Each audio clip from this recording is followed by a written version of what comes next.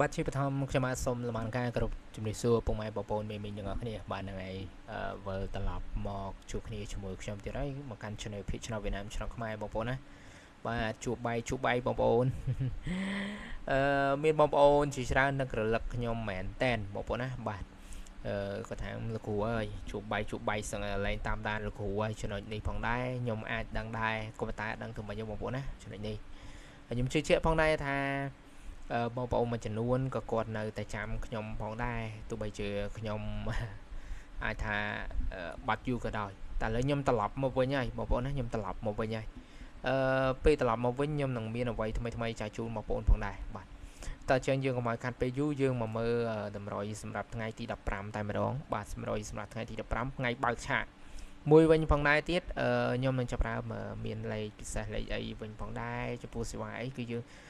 បន្ធូរបន្ថយខ្លាំងមែនតែនតែចំពោះលេខយើងសុំលាក់សិនចាំមើលយើងបើកឆាកថ្ងៃដំបូងចាំមើលយើងមានអាចចូលម៉ាននេះម៉ានខ្លះបងប្អូនណាអូខេអញ្ចឹងចំពោះថ្ងៃទី15ខែ7ឆ្នាំ2026បាទតម្រុយរបស់យើងគឺមានបាទអូ7អូ30ជាមួយអូ50 70យើងអូសនៅលើប៉ប B ជាមួយចំណាយ50យើងអូសនៅលើប៉ C ចំពោះត្រីយើងមាន73 34 58នៅលេងនៅលើ BD បងប្អូនណាក៏មានលទ្ធភាពយើងលេងតិចតួចទៀតទៅបាទរងនៅលើ C 3លេខយើងមាន157គុណនិង486គុណបងប្អូនណាបើយើងសិនជាអាចបើសិនជាអាចយើងអាចលេងគ្រប់ប៉ុសក៏បានដែរបងប្អូនណាជាជាងពោលដោយសារតែ3លេខយើងមើលឃើញចំណុចហ្នឹងបាទចំពោះលេខសម្រាប់លេខយប់អានេះលេខរងបន្ថែមមិនថារងអានេះអេតបន្ថែមលក្ខណៈបន្ថែមលេខបងប្អូនណាបើយើងមាន48 15 26និង73ចំពោះអាលេខអូនេះបើយើងអាចល្ងាចអូចូលយើងអាចអូយកប៉ុន្តែថ្ងៃបើកឆាកនេះខ្ញុំចង់ឲ្យបងប្អូនអូនមើលទាំងគ្នាតែកាលបងប្អូនណាក៏ជឿជាក់លើខ្ញុំចាក់លេងបងប្អូនតិចតួចបាទតិចតួចមែនតើហើយចង់ក្រៅឡុកបងប្អូនថាឥឡូវយើងលេងឥឡូវក៏កុំឲ្យច្រើនដូចមុនបងប្អូនណាព្រោះសប្តាហ៍ថ្ងៃនេះយើងក៏រៀងពិបាកស្វែងរកកត្តាសេដ្ឋកិច្ចយើងផងដែរចំណុចនេះផងដែរជឿសង្ឃឹមណាបងប្អូននឹងគ្រប់គ្រងខ្ញុំឡើងវិញបងប្អូនណាបាទប្រិយមិត្តទាំងអស់គ្នា